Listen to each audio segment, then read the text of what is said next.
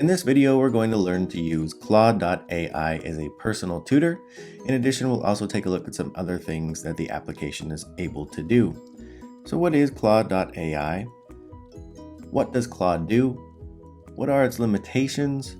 And what are some ideas for use in the classroom? So first of all, Claude.AI is an app that is built by Anthology. It works a lot like ChatGPT, only it's available to input huge amounts of text, entire PDFs of research, entire textbooks, entire literary works. It's able to process a lot of characters. Tokens is what they call them, but essentially a lot more characters. So first of all, let's go ahead and create an account here. We're going to go to Claude.AI, and it allows you to create an account with Google. So you can just use your single sign-in or whatever you've got at your organization, or if you've already got a Google account, it's super easy. So I went ahead and started with Google, and then it asked me, what do you want to be called? And I'm just going to put in Justin. So we'll get going with a single sign-on here. I'm going to accept both of their use policies and agreements. And after I do that, it says welcome, gives me all of their things that I should know, like it's going to produce things that might be offensive and definitely will produce things that are biased, and I need to understand that as a user. I should not rely on this as factual, logical information. This is a language model just like ChatGPT, not a logic model. It's important to know that. So they give you some prompts. Here's some things that it can do, and I'm curious about that, but I want to summarize a PDF document. So what I'm going to do is bring in a piece of recent research on AI and its use in education. This was about a 10-page PDF document, and we'll take a look at the actual document in just a second here. I asked it to give me a summary in 1,000 words of this entire PDF because I don't have time to read it all. So it starts to give me a summary of what the document is, what it covers, and its key points.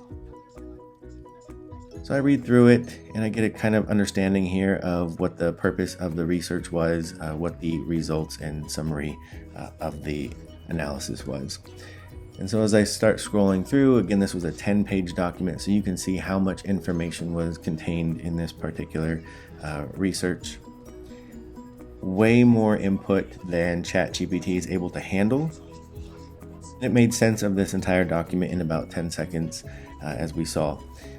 Now you can go back through as a subject matter expert and actually compare so that you can kind of create some validity and value in making sure that it's actually getting the summary you want. The second thing it can do is be a personalized tutor for you. So it showed us the prompt here for Spanish tutoring. So I'm just looking at the emojis and I'm typing in what I know is the word for those things.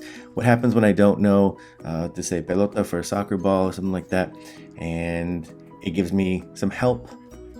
So that was kind of cool, pretty simple. But I'm more concerned if it is able to do something a little bit more academic, if there's actual use for this in the classroom. So I'm going to ask it to help me practice some chemistry calculations. We're going to ask it for some practice with enthalpy. And immediately it starts spitting out some problems, some word problems here for enthalpy. And then it actually shows me how to solve it. And it gives me the equations that I need in order to find enthalpy change. And then it again reads me the steps on how to use this information to find the answer. Now that's great. It's tutoring me, it's coaching me, it's walking me through. But I really wanted to practice. This was something where I thought that I knew how to do it. So I'm going to re-prompt it here. Give me the problems to solve. I don't want step-by-steps. I just want some problems to solve. But again, my prompt wasn't specific enough for Claude.AI. This might have been good enough for ChatGPT to just get problems without answers, but Claude.AI is going to want a little bit more specific. So I'm going to ask it specifically here. I want problems to solve, but I don't want the answers. And so now it's going to come back and it's going to say, sure, no problem. Here are some problems for you to practice. So now on my own, I could practice using those steps above that it just showed me how to do. And maybe I come up with an answer. Is the first answer, I don't know, we'll say 90 kilojoules. And now it's going to let me know, okay, let's look at number one. Here's the information that was provided. Here's how you would have calculated it. So no, that was incorrect.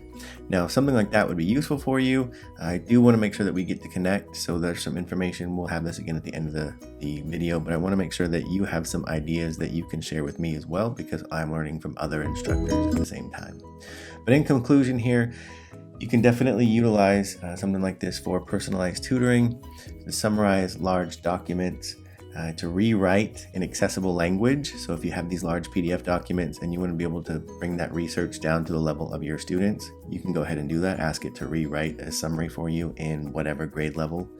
And then there's also teacher crafted prompts. You want to make sure that you're crafting the prompts so that your students will know what to ask, or help them learn how to craft prompts to get the appropriate response back. And again, let's connect if you found this useful. Go ahead and leave a comment in how you're using Claude.AI so that I can learn from you and we can continue to learn from each other. Thanks so much for watching.